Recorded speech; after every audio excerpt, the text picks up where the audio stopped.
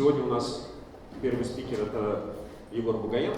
Он расскажет вам про фреймворк Сива. Давайте его поддержим, похлопаем, чтобы вы успели сказать. Спасибо. I will do it in English, if you don't mind. I made it on purpose because it's supposed to be a national conference and the content will be in English. So we'll practice the language and you will learn something new. I'm a head of a small, middle-sized research and development laboratory in Huawei Moscow Research Center. Moscow Research Center is quite a large research organization in Russia. In Moscow, we have more than 1,000 people, and I am the head of a small research lab, which I will tell you right now what we do. We invent tools to improve the quality of code programmers write. We have a huge amount of programmers in Huawei, almost 100,000 people who write code inside the company, and we, in our small lab, we create instruments to improve the quality they write. For example, new static analyzers, or new compilers, or maybe new programming languages, things like that. The thing is that our projects are research and development with the big R. You probably know the difference between research and development. Development is what you've heard in the previous talks probably, when the requirements are quite clearly, explicitly defined by some product owner. So they know what to do and they tell you what you need to write. All you need is just a programming language, a computer, and you implement it. This is development. Research is when we don't know what we're supposed to get. For example, we would like to get a new programming language. It has to be better than all other programming languages. How better? We don't know. It's your part to do the research. So research is when we don't know what's going to be the result in the end. So we do research with a big R, so we focus on the research part, which makes a lot of problems for us, which I will tell you about. There's about 30 people right now in the house, so we have this amount of people working in Huawei. And what's interesting, we have 9 teams/projects in 5 universities in Russia. We have a few teams in Innopolis University as well. Probably if some of you are a student or you are a teacher in the Innopolis University and you would love to work with us, you can find me and we will talk. So it's possible. So we have outside teams. We have a core team inside Huawei Research Center, and we have teams which work for us and which work with us, staying outside of the company. So it's not outsourcing, they are research teams. So they do research for us, and they are in 5 universities, in High School of Economics, in Innopolis University, in St. Petersburg State University, and others. About 40 professors, students, postdocs, they work with us. So our internal team is smaller, outside teams, in total, they're bigger inside. And my role is to make sure the projects don't fail. Let's put it this way. And they do fail, sometimes. And I will tell you how they fail and how we fix them. So what's going on right now? Most of the people who we work with, they're quite smart people, professors. They're much smarter than I am, much smarter than our people. So they're smart people, which is a problem. Second, they're busy with other projects. Some of them are professors, so they teach students, so they do something else. They're not full-time with us. They're busy with many other things. They write papers, they write books, they teach people, they do many things, and they also participate with our project. So imagine, again, me sitting inside Huawei, and I work with the professor in Innopolis University, and this professor is very smart and busy. And I need to make sure this professor actually does something for me. It's quite difficult. Next one, these guys, they struggle to decompose research tasks. Create a new programming language. How do I start? I don't know. They don't know how to break it down into parts. It's very difficult. Research task. If it's a development task, it's much easier. You know more or less the steps you need to do. If it's a research task, these guys, professors, students, postdocs, they don't know how to do it. I don't know either, but it's hard. And another problem, big problem, they enjoy the process. So in most cases, they love what they do. And this is a big problem because they get carried away. They just enjoy what they do. They enjoy writing code sometimes. They enjoy writing papers. They just feel fun in what they do. And this is what makes us hard to control them, because when you control a programmer who hates the job, it's easy. You just tell him to do exactly this amount of work in this amount of time. He does it or she does it and go back home. But the objective is obvious, to get home. But for them, the objective is quite opposite, to stay here, to stay at the project, to stay there as long as possible, to make the scope as large as possible. So they enjoy it, and that's a problem. And the biggest problem is that they're very good excuse makers. So when you ask them where's the where's the result you promised last month? They tell you very interesting stories about why the result is not there. And they do it professionally. You know, they're not like those programmers who hate their jobs. They don't know what to say. They say, sorry, I failed. They don't say, sorry, I failed. They just tell you how they didn't fail, how so many interesting other results they delivered. But they didn't deliver what you expected. So they're very professional in making excuses. So this is the situation. That's what's going on. So how we managed them before? I actually joined Huawei 2 years ago. In my first year, I was doing it the traditional way, and I'll tell you this traditional way. The traditional way sounds like this. First, contract-based objectives. So we have a contract between Huawei company and, for example, Innopolis University. So we give you the money, we're expecting you to deliver some results. And we have a contract. In this contract, we have objectives. We need a new programming language from you. So there you go, a new programming language. If there's no programming language, we don't pay you. If there is one, then we pay you. Pretty clear. Second, we have big milestones. So show us something in 3 months, then show us something in another 3 months, then show us something in another 6 months. You show, we pay you. You show, we pay you. That's how we did it. We did occasional meetings. So sometimes we call them and say, hey guys, how about we get together on a call? We see each other, you tell us about your progress, give very good excuses, which you know how to do, show your results, we discuss, then we finish the meeting, and you continue doing what you're doing. And we give a lot of trust, a lot of freedom, and a lot of autonomy to this team.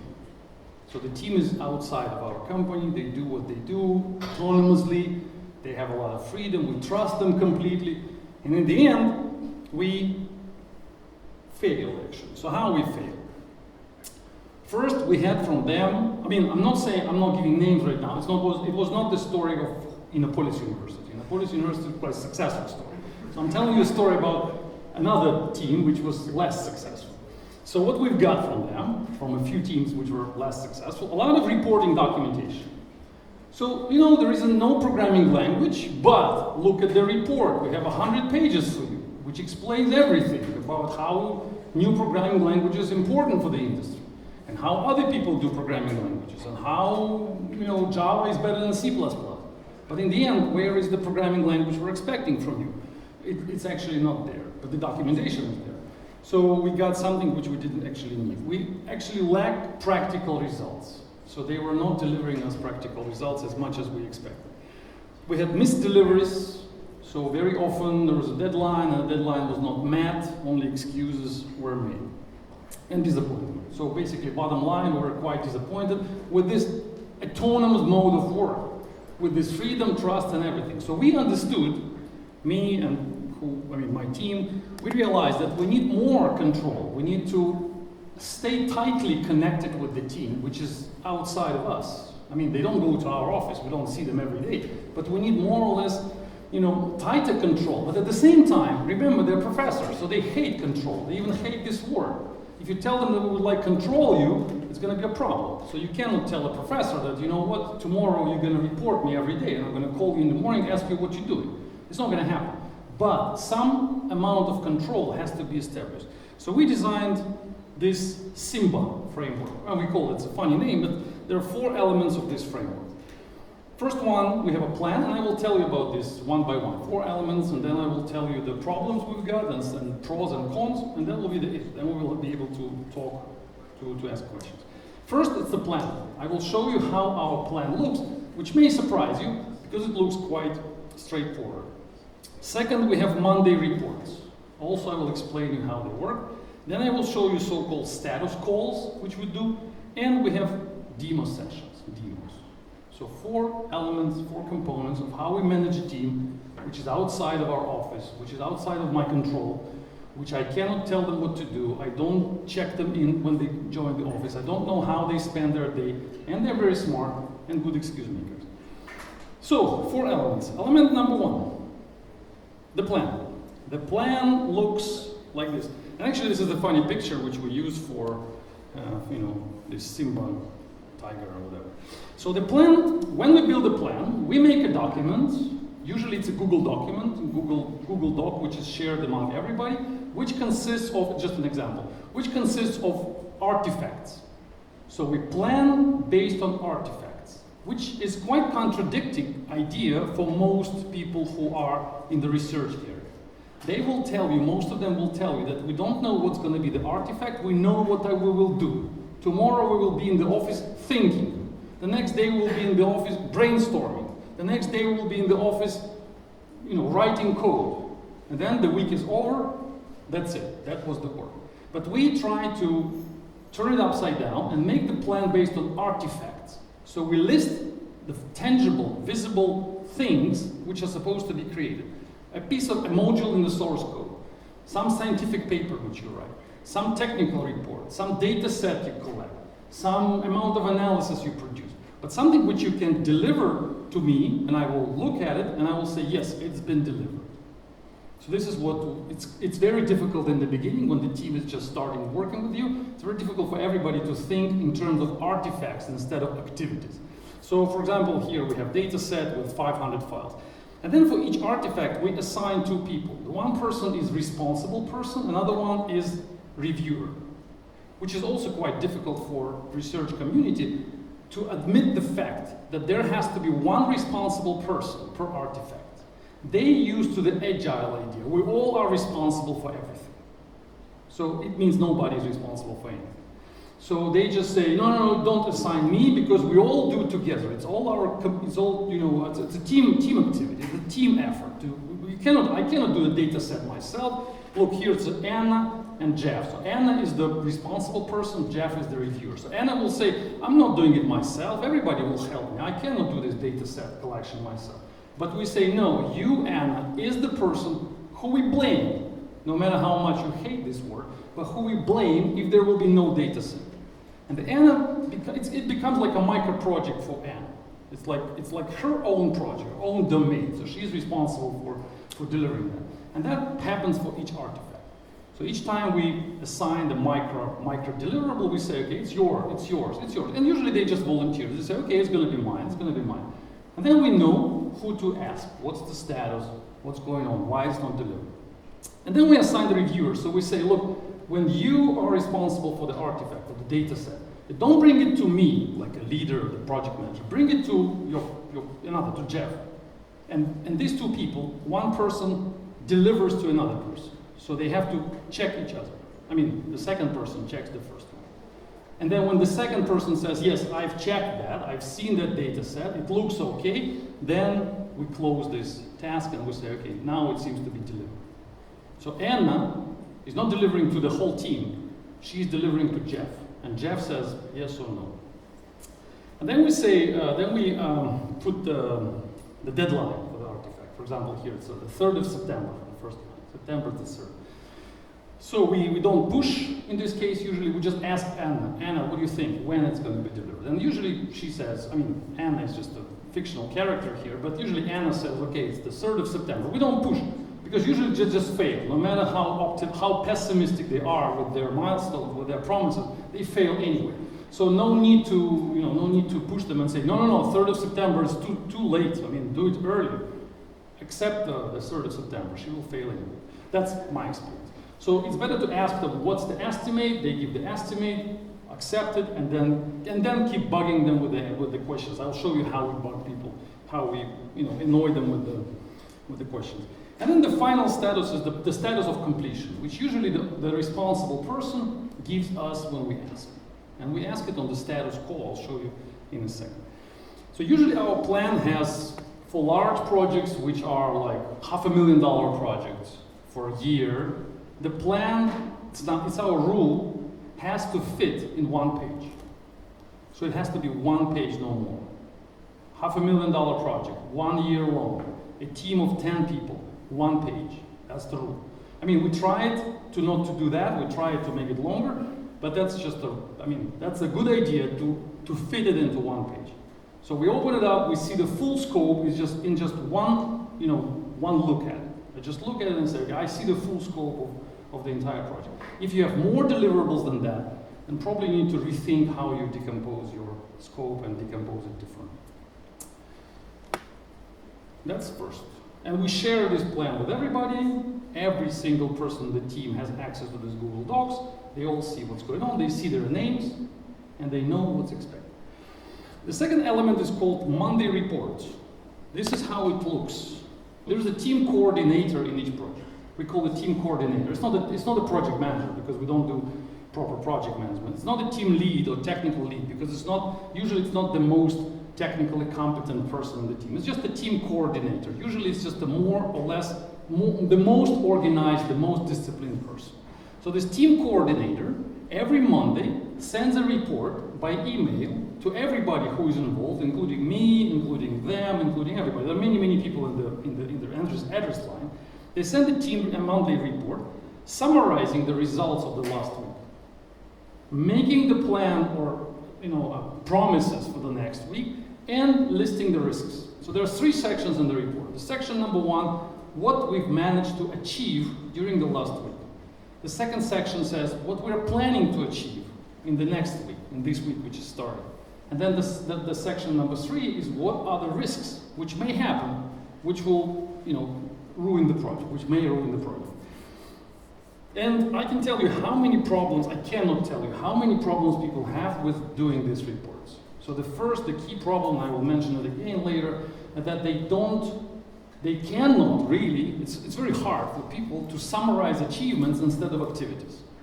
So when people start writing these reports, they write it like, we were writing code, we were thinking, we were brainstorming, we were going to the office, we were drinking coffee, we were doing something. And it's so easy to summarize. Of course we were doing something, we were not sleeping, we were in the office, we were actually doing something. But the results is completely different thing. So when we ask them, we want in the first section, when we say, when we phrase our results, we tell them that there should be verbs in past sense, like added, fixed, refined. So tell us what was done, not what was doing, like writing, thinking, brainstorming. It's not acceptable. What we accept is added, fixed, written, delivered, and then the noun, like a report, something. So it has to be visible, tangible achievement.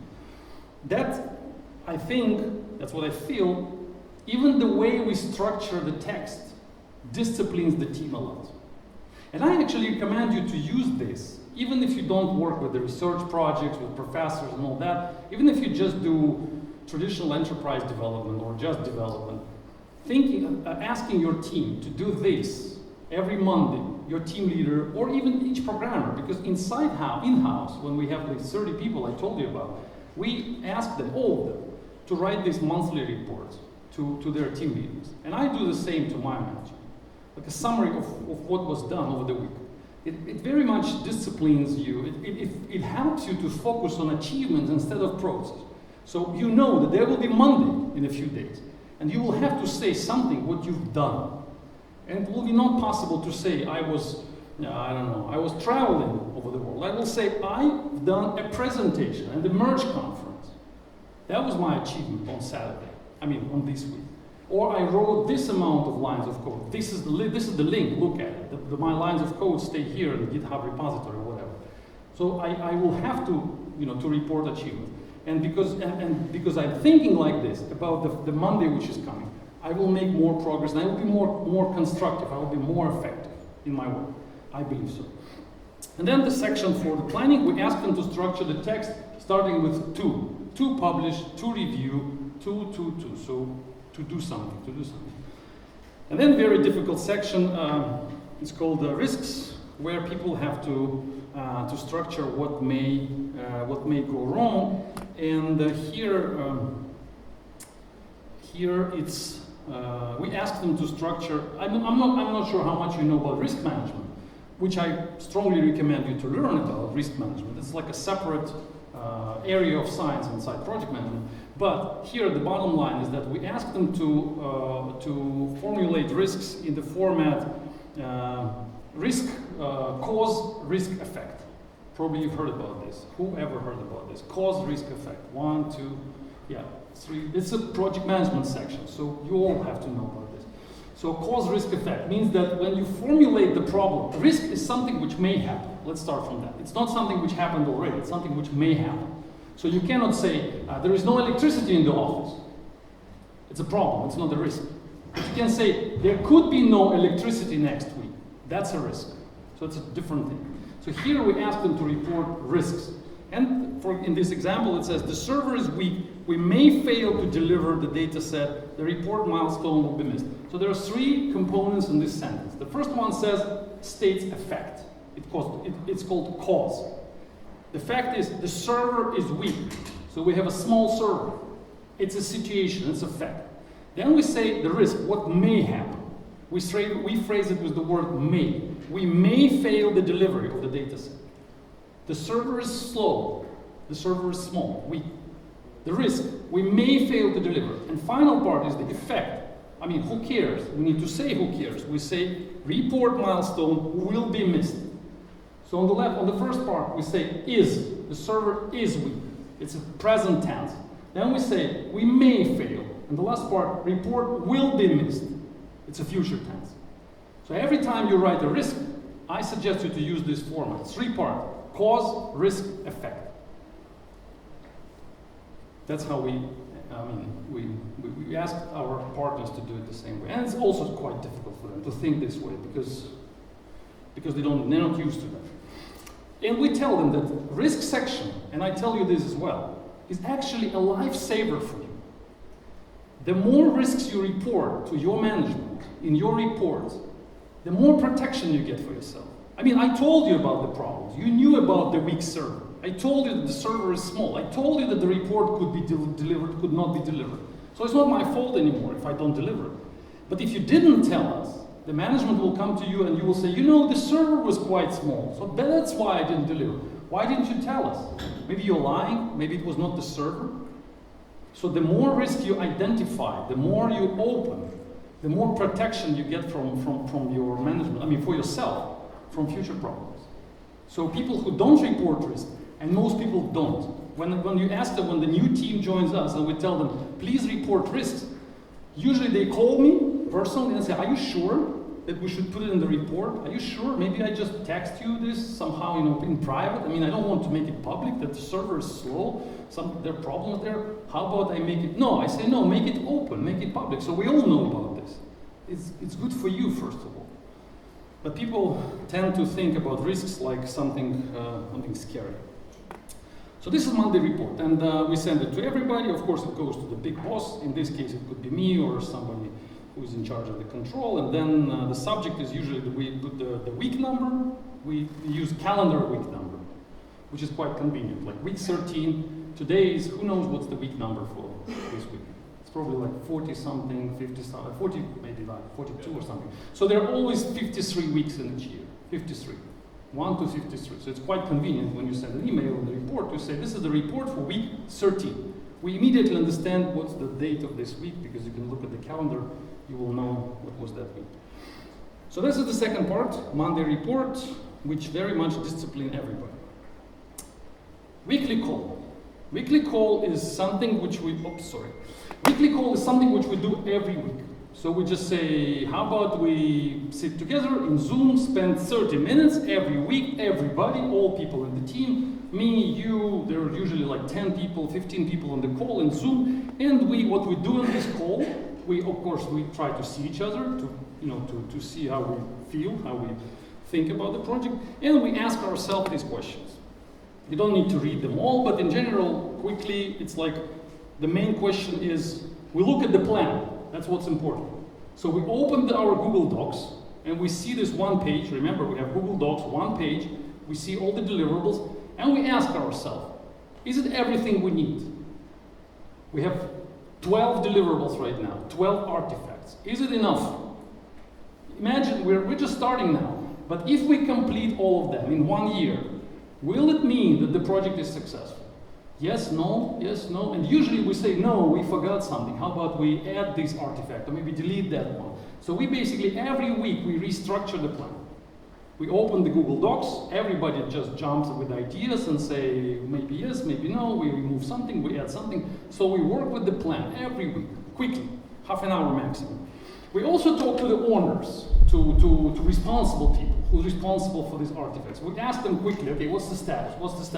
We don't listen to excuses, we don't listen to long explanations, we just ask what's going on. And if there's something missing, like I missed the milestone, yes, I promised you the 3rd of September, but now it's already the 3rd of September. It's not delivered, so we just ask, okay, move the date, move the deadline. We don't punish them, we don't blame them right there in the meeting, but they just feel it. I mean, people feel, it's called peer pressure, I don't know what it's called, but people feel guilt if they keep missing milestones, and if they do it publicly on the meeting, then they become blaming themselves. We don't need to blame them for that. So we don't do public punishment, we don't say, hey, how could you do that? It's unresponsible.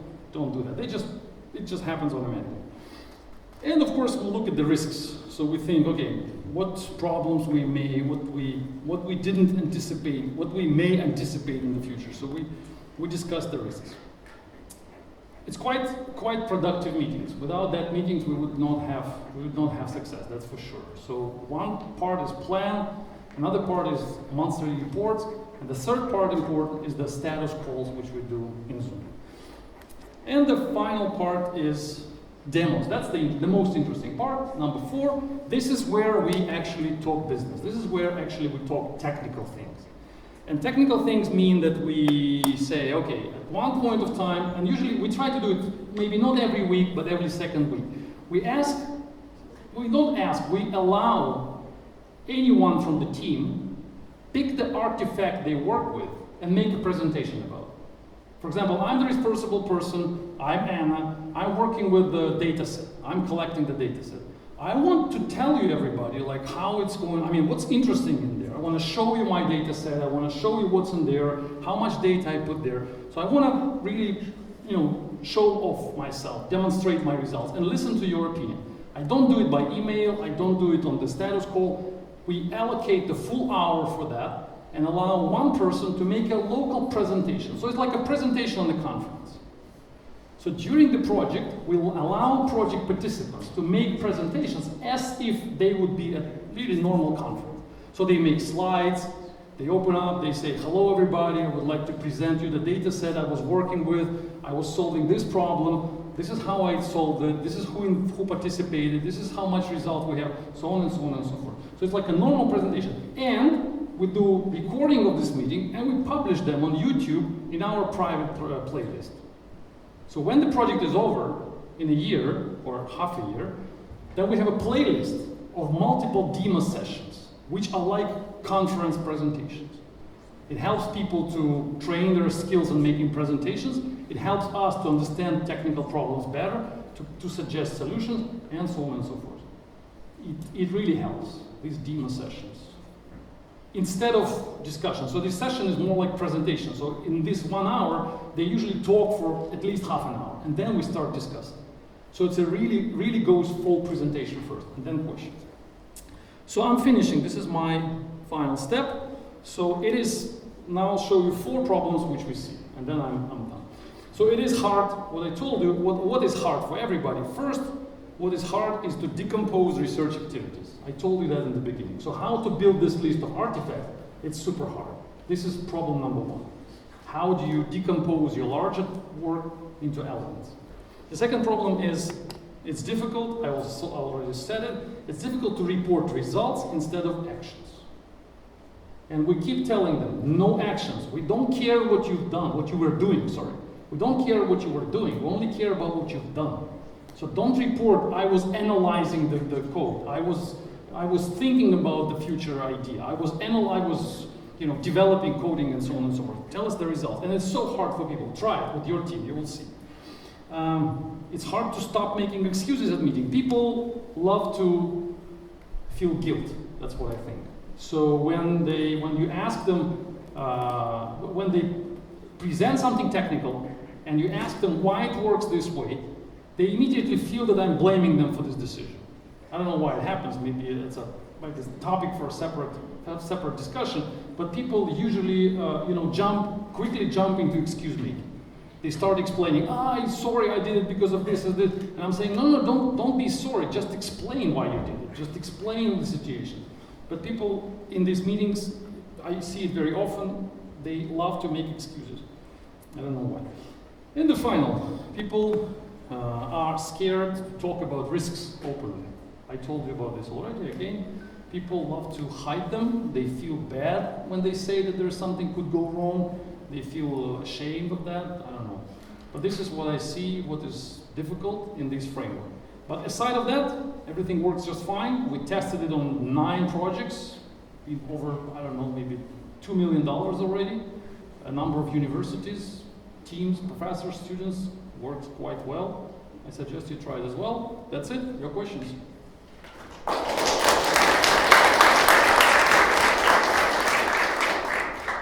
Maybe the microphone for the question.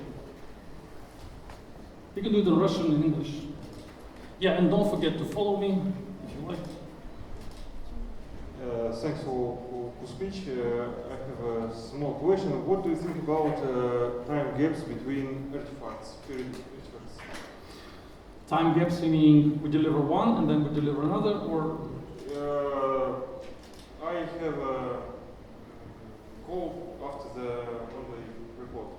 It's just 1 hour ago or a day ago. Ah, okay. You mean what is the size of these artifacts? How big they are? No. How best time between elements? Between elements. Well, in our case, each artifact is about usually 1 month of work, probably, something like that, and they go in parallel. So it's not like one artifact and another one, so they work in parallel because the team is big, it's not just 2 people. So they go in parallel, and one artifact could take, I mean, at least 1 month, usually more. 1 month, 2 months, 3 months. They're pretty large pieces of work. Okay, thanks. Sorry for this microphone. Hello, do you have any experience on applying your framework to data science teams management? Yes, we have 2 teams which we manage like this, and they are data science teams. So they use machine learning to predict. Actually, they use machine learning to predict the situation in software projects, and they do this data set collection. That's why I mentioned data set, because I know how they do it. So some of them they collect data set. Another one is training the model. Another one is trying to make the model predict the results as we expect. So yes, out of these 9 teams, 2 of them are data science teams. Good day. Sorry for the question. Yeah, so I would like to ask Brit more about the demo step that we were talking about. The first question was regarding the process itself. Is it like a voluntary demonstration of the results, or it's like some kind of schedule? This is the first one, and the second one about the frequency of this kind of meetings on the demos. So, like, is it each week, or is it like each iterations demo, or how this process is conducted? Yeah, the first question is it voluntary? Like, do we make it mandatory for them, or they just vote for that? It's voluntary, so we just let them do it. And about the frequency, if we would allow them, we would have like, I don't know, 10 meetings every week, because everybody would love to do that. Actually, people feel like it's no surprise to me, but people love to do that. They love to be heard.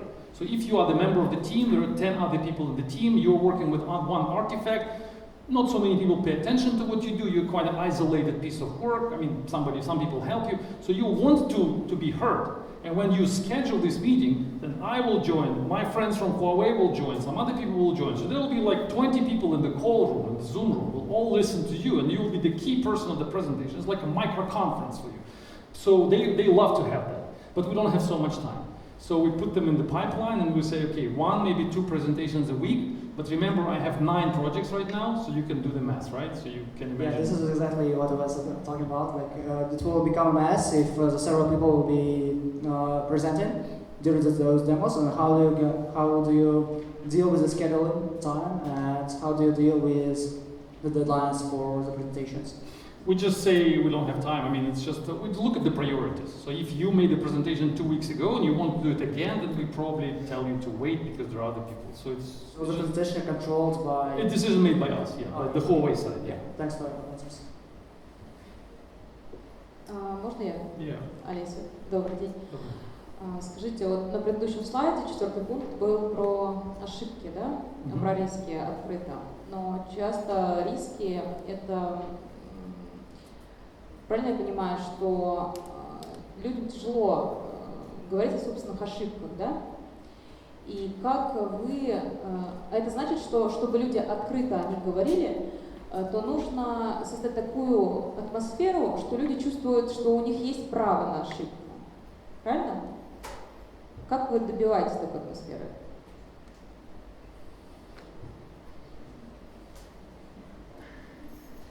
Ну, мы их пугаем. Я серьезно, мы объясняем так, что если вы не скажете нам о рисках, то о них скажем мы вам, когда они уже превратятся в проблему. Мы им говорим, смотрите, есть контракт, есть обязательства. И когда придет время оплачивать по счетам, то мы поднимем все проблемы и скажем вам, что вы этого не сделали, этого не сделали, этого не сделали. И начнем, например, задерживать деньги или там платить меньше. Ну, я это утрирую, может быть, ну как-то начнем давить на вас по контракту. И мы говорим, вы же этого не хотите. Они этого не хотят. И мы говорим, смотрите, мы вам даем выход, мы вам даем лазейку, как это избежать, как этого избежать. Ну пишите нам заранее, что это мы виноваты. Придумывайте, почему это виноваты мы, погода, электричество, ковид, придумывайте ситуацию. И они очень креативны в этом отношении становятся, очень быстро. Да, их не надо долго учить. Но сначала они, да, боятся. Но как только они понимают, что через эту дорожку, через риски они могут получить, так сказать, алиби себе, то начинается прям творчество. Это отличный ответ, спасибо большое. Тогда чуть-чуть продолжу. А вы же тоже перед акционерами, можно сказать, также защищаете свои проекты. И вам, наверное, тоже нужно иметь право на ошибку. Вот как вы добиваетесь на этом уровне такого же? Ну, мы, во-первых, тоже так же делаем. Я тоже пишу риски. Я тоже пишу риски в своих отчетах. Когда я пишу отчеты своему начальству, я тоже указываю, что смотрите, вот этот виноват, и этот виноват. Если они меня подведут, то я все завалю. И они мне иногда отвечают на эти имейлы. Да, то есть я делаю то же самое. Это называется эскалация рисков. Я их эскалирую ответственность. Наверх, наверх, наверх. Я, допустим, пишу, у меня сейчас недостаток персонала. И если этот недостаток персонала будет продолжаться, ну, к примеру, вот у меня нет там 5 не хватает квалифицированных инженеров, то мы, скорее всего, к концу года все завалим. Они это читают и начинают там звонить в HR и говорить, ну-ка, Егору, помогите. Ну, вот так, начинается какое-то шевеление наверху. Потому что они понимают, что придет конец года, и я скажу, смотрите, я вам 6 раз писал про это, ну какие с меня взятки, я же вам говорил. То есть это вообще я рекомендую в общем случае так делать, через риски поднимать проблему наверх. Не жаловаться, не рассказывать, у меня не хватает сотрудников, срочно мне их дать, и вас будут игнорировать. А нужно говорить, не хватает сотрудников, если это будет продолжаться, то проект завалится, и вы же потом, сами же будете виноваты. И тогда на вас начнут обращать внимание. Но это конструктивный репорт проблемы. Не в виде жалобы, а в виде такого посыла к действию. Да, у нас время еще есть? Да. Better in English. Спасибо. Прекрасный доклад, очень клево, собрано, красиво сделано. Что хотел спросить? Пробовал ли ты применить эту систему, грубо говоря, ступенчато, то есть отчитываешься ты, отчитывается начальник, и так далее. То есть, симпл на всех уровнях, я бы так сказал. То есть, вот ты ведешь проект, вот портфель проектов, которые перед инвесторами кем-то отчитываются. То есть, вот такая вот лестница, грубо говоря. Ну, если бы я был генеральным директором компании Huawei, я бы, наверное, начинал эту штуку внедрять везде, на всех уровнях. Пока я на своем уровне ее экспериментирую, это всего год этому всему эксперименту, мы его ведем вот на таком объеме пока. Если это все понравится и мы сможем это поднимать на более высокий уровень, то да, мы так сделаем. Наверное, он начнет нравиться. Вот я делаю презентацию, я пошлю это видео своему начальству и скажу, смотрите, я вот рассказал на конференции, получил такой-то отклик, давайте думать, как мы можем это дальше внедрять, например. Но, может быть, не для всего этого подходит. Я не могу сказать, что такой подход он для всех проектов. Вот мы пока в наших R&D проектах это работает. То есть это не Scrum, не Agile, не знаю, как это назвать, какой-то такой вот комбинация из... Наверное, для R&D, проектов это хорошая модель, там, где, так сказать, не нужно... Вы учтите, что в наших проектах этих R&D нет, вот как у ребят, там, допустим, delivery, там у них поставки срываются, им нужно через неделю, чтобы работало, через 2 недели. Они не могут через год создавать новый язык программирования, у них другие задачи. Им нужно делать реальные, практичные, так сказать, для бизнеса. А у нас задача больше research. Нам нужен новый язык программирования. И вот эту задачу, как ее проконтролировать. Это, наверное, такой механизм не подойдет для для development, когда нужно канбан строить, когда нужно брать задачу с доски и через полчаса ее выдавать уже в продаж. Это, наверное, не то. Это для R&D команд. Я не знаю, как много. Поднимите руку, сейчас вернемся. Поднимите руку, кто из вас вот R&D занимается, ресерчем занимается, или управляет командами с ресерч составляющей. Вот несколько человек. Надеюсь, что больше из вас будет заниматься ресерчем. Хотелось бы, чтобы российский IT все-таки из D постепенно переходил в R. Очень бы хотелось. Да. Чуть громче, он работает чуть громче просто. Какие-то шаги вы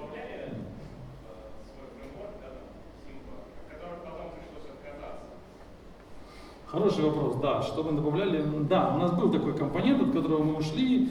Мы пытались сделать daily репорты. Ежедневные репорты для...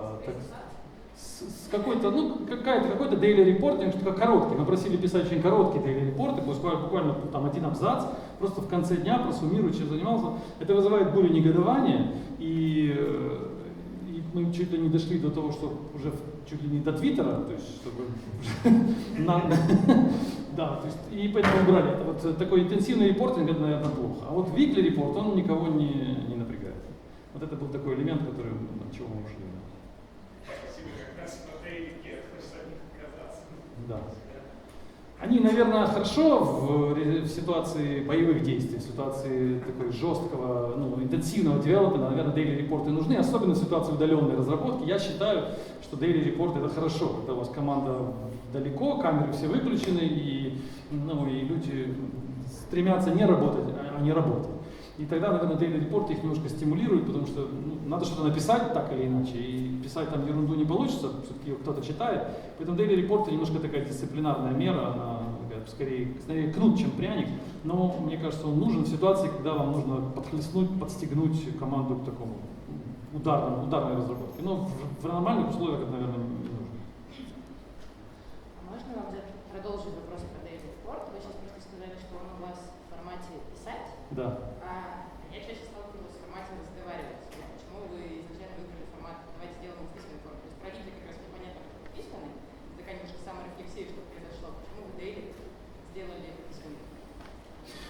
Я вообще, в принципе, за сторонник письменного общественной отчетности. Почему? Потому что труднее заболтать ситуацию, труднее excuse-making этот самый сделать. Когда человек устно рассказывает, включаются эмоции, его жалко, входишь в положение, он говорит много сложных слов, он говорит слова, которые не хочется понимать, он рассказывает о каком-то своем специфическом скоупе, я не хочу в нем разбираться, я скажу, хорошо, садись. А когда он пишет, я могу этот репорт показать кому-то, он это понимает, я могу форвард сделать тому, кто разбирается, и мне скажут, да тебя обманули. То есть человек чувствует ответственность, все-таки он подписался, он послал, он сказал, я в этот день сделал вот этот объем кода. Я пошлю товарищу, спрошу, этот день делается или это 20 минут делается. И мне скажут 20 минут, я это все подниму. Если это все будет устно, это, во-первых, будет дольше, я буду тратить на своего времени больше. Я против устных репортов вообще. Спасибо. Так, Всё? я думаю, у нас Да, вот еще здесь один вот вопрос. вопрос, да. Вообще, чтобы понять, работает метод или не работает, по-хорошему нужно что-то измерять. И данные должны быть примерно те же самые, чтобы покатать эти два метода. Вы говорили, что у вас были разный опыт с этим университетом, есть другие. То есть новый метод вы обкатывали ровно на тех же командах? Да, я понял вопрос. Да, вопрос прекрасный. На самом деле, да, у нас был с одним университетом проект, который нам не понравился. Нам не понравились результаты, именно потому, что у нас не было контроля, и мы не знали, как профессора можно контролировать. Я думаю, что это слово, я уже говорил, оно обижает профессора. И мы ввели этот метод, сделали новый проект с той же командой и полный success. То есть, вот такая метрика для меня, она являлась. Они сами потом сказали, что как здорово, нам нравится, им самим понравился механизм самоконтроля. И еще есть один вопрос, про ответ. Один из ответов про эскалацию. Сказали, что нужно эскалировать проблемы, но есть другая сторона.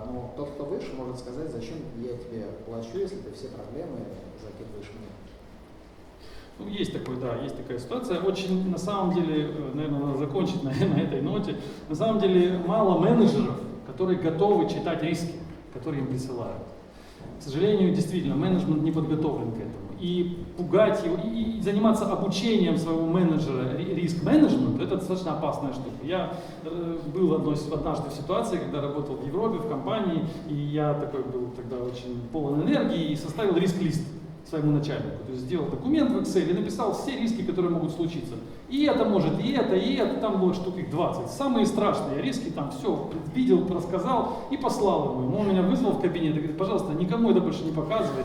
Спасибо тебе, что ты это мне прислал, но никому больше не показывай. И я понял, стоп, вот риск-менеджмент не сюда. И я остановился. Тогда вот это была европейская компания. Не готовы люди читать эти риски, управлять по рискам. Риск-менеджмент это супер тяжелая техника, которая только для профессиональных менеджеров. Так вот потихоньку мы и учим, но, конечно, полноценный риск-менеджмент это очень суровая вещь. Не лучше ли им приносить не риск, риски, а требовать себе больше полномочий, чтобы что-то разрешить. Допустим, когда проблема с наймом, идти и говорить, дайте мне полномочия на найм, потому что. Ну, в общем-то, это и есть тот риск-менеджмент, который я предложил. Только я это в формате риска предлагаю. Я говорю, я объясняю почему. Потому что, иначе все завалится. Потому что я потеряю проект. Потому что мы сорвем сроки. Только я это в виде формате риска предлагаю. Ну, вот такая. Ну, делаю я то же самое. Да. На самом деле, хороший риск-менеджмент, это мы говорим причина, риск, что может случиться, точка с запятой, fallback action. Или там, акция, которую мы выполняем, чтобы этого не случилось. Это mitigation plan, как это называется. Вот мы сразу предлагаем 4-й колонкой, мы предлагаем mitigation plan, а лучше всего еще 5-й колонкой стоимость этого mitigation plan. И мы говорим, вот у нас сейчас так, сервер плохой, мы не соберем данные, проект завалится, нам нужно еще $500 в месяц, вернее, нам нужен новый сервер, стоит это $500 в месяц. Ему остается только сказать yes и все. И он понимает, что говоря yes, он риск уничтожается, и команда продолжает работать. Это правильный риск-менеджмент. Да, спасибо. Я думаю, что следующий вопрос вы можете уже задать в кулуарах. Давайте поаплодируем Егору. Мне кажется, он был